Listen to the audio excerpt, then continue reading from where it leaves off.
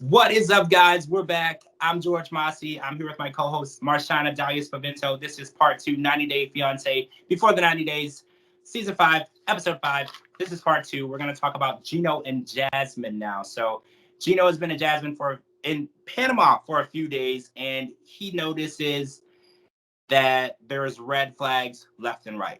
So he's noticed the red flag with the waitress. He's noticed the red flag with the story with he meets her friend Leo, and he finds out that she started shaking a woman violently by the neck due to her burning her hair. And there's all these red flags, and we're watching Gino kind of avoid and try to not notice these red flags. I want to call him a linebacker. He's just kind of like dodging red flags, and he's like pretending like they're not there because he wants this relationship to work so bad.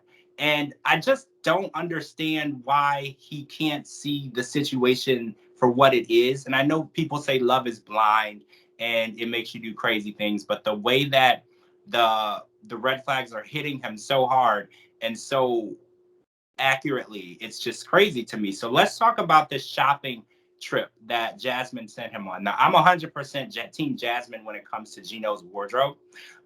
Gino needs to dress better.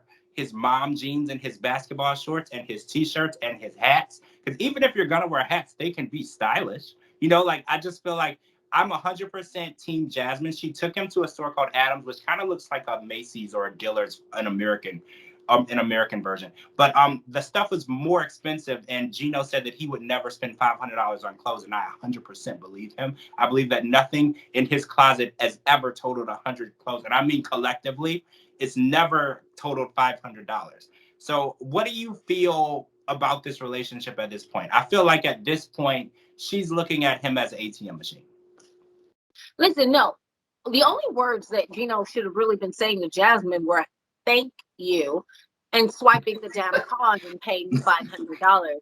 Gino, you are a 51-year-old male. You should not be dressing like this. Not even teenagers dress this way.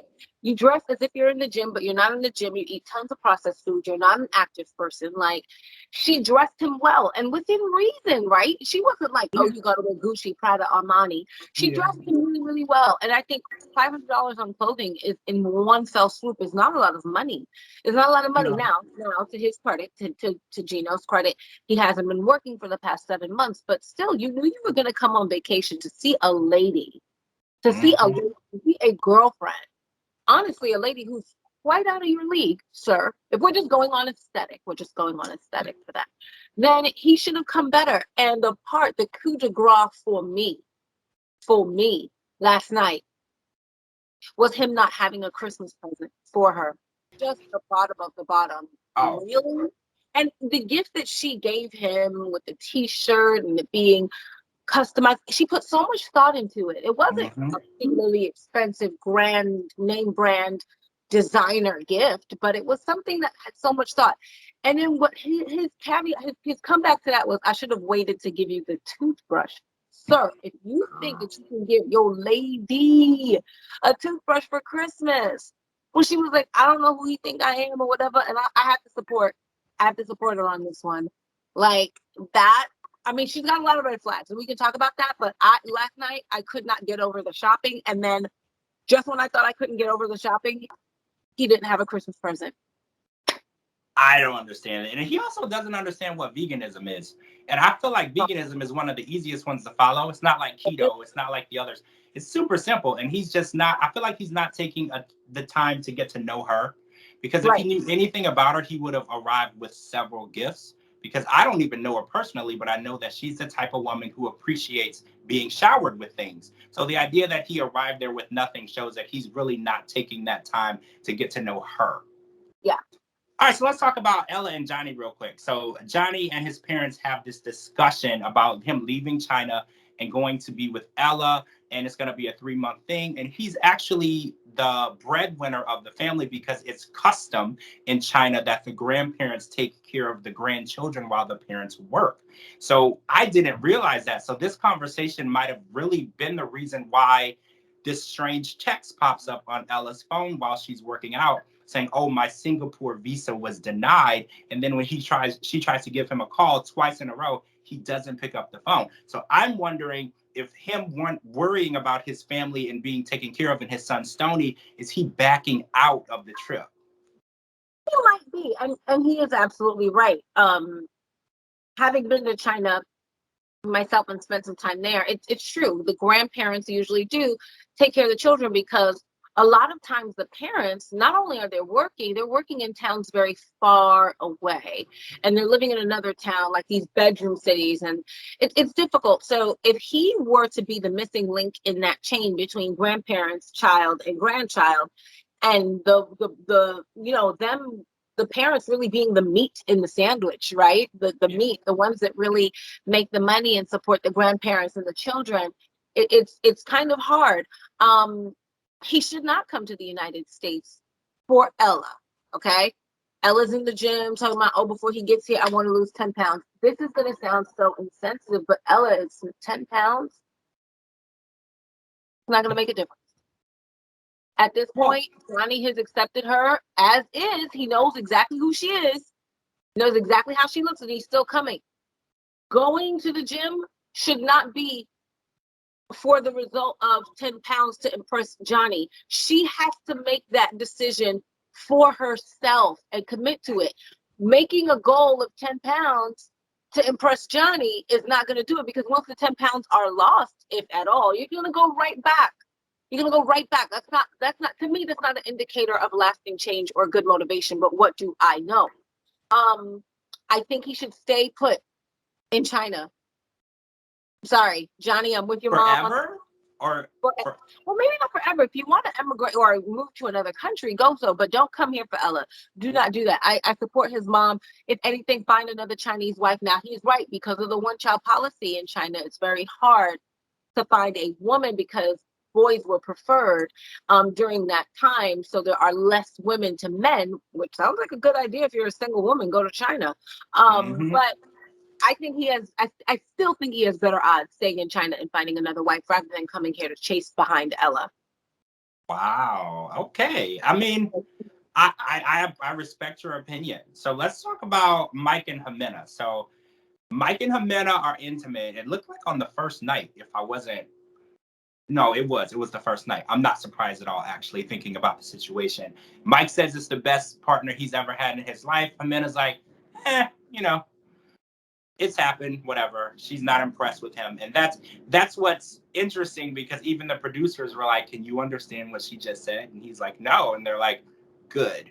Because she's basically saying she's had so much experience with so many different types of men. Yeah, she does. She has 2 children by 2 different men, one of which is in prison. She lived with a hitman.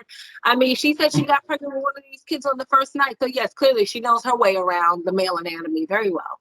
Very well. So Jimena takes Mike and her entire family to a resort. I want to say it was called Termales. It was very beautiful. It looked like a little rainforest oasis. I'm assuming 100% that Mike paid. I don't know that, but I'm just assuming. Yes, I'm definitely assuming that's what happened. So this is where she finally comes clean and tells him that even though the entire time that they've been talking and he's been paying her rent and buying her appliances and furniture, he's been saying that he wants to have kids with her, and she's been going along with it. She finally comes clean and says that not only did she have her tubes cut, but them burned. I didn't even know that they did that. I know that you could have them cut, you could have them tied. I didn't know about them being burned. So that sounds like something that cannot be undone. If she wanted a child, she would have to go through IVF. So, because it's not that she doesn't have eggs, and it's not that she doesn't have a uterus. She just can't do it the good old-fashioned way. So when he says that, is there a way, if there were a surgery or some other way that we could, would you do it? That's true. They would just, now IVF is expensive. She's just made it much more difficult. But they could go through IVF and they could have a baby. The thing with her is she knows who she is. I'm not trying to judge you, Jimena. I don't know you if you watch this podcast, but with the way that she has made decisions in the past, it seems like she knew the only way I'm never going to have another baby is if I go to the absolute extreme. Remember, didn't she say in one of these ITM videos a while ago, or when we first met her, that she thought if she put her legs in the air with one guy that she wouldn't get pregnant? I mean, come on. I don't know. To be fair, she was raised in another country by I don't know who. Maybe because a lot of people of yesteryear, a lot of the women of yesteryear gave our young girls misinformation when it came to menstruation and reproductive abilities. And oh gosh, I could go down the road. So she knew what she had to do so she wouldn't get pregnant again. There is a possibility through IVF to have a baby. They haven't necessarily discussed that. I could see why she wouldn't tell him though, right? Because she's like, I need support, I need help. Now, she's also in her mind like, I have a type. I like the bad boy. I like the guy with the hot sex who's gonna stick me down. Sorry, guys. No children are watching. That's what she likes. But if she hasn't learned by now that your type is not the one that's good for you, they're the ones that left you alone with 2 children. They're the ones that have you in a situation that now you got to be with a guy from another country just so you can get a refrigerator and your rent paid. I mean, she's trying, but I don't think she's trying enough to understand the good that Mike can bring. Now, to be fair, Mike, I said this before, and Mike, I love you. I love you. I know so many of you guys watch this podcast, and I'm not trying to be mean, but Mike, I said this, if your last relationship was when you were 14 and you're like 34, 35-year-old now, then you're an incel, all right? The involuntarily celibate, that's the term that is out today, incel. And if he's having sex again for the first time, it's not going to be great. And Jimena, I know he told you this. I know he probably told you this. So what were you really expecting? Before you take your time and be gentle with the man and show him how to love your body, because I really do feel like it's not all up to like the other person, right? We have to kind of own our sexual experiences and our own sexual pleasure, and she should be willing, and I would hope he'd be willing to learn to be like, oh, I like to be touched like this or that. I think she's just being really harsh and kind of dismissing him, and it doesn't seem fair. I agree. I feel like she is, like you said, she's trying but not trying hard enough.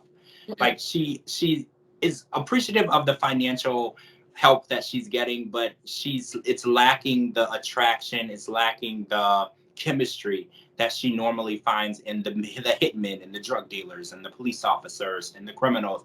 You know, it's that wow factor that gets her going.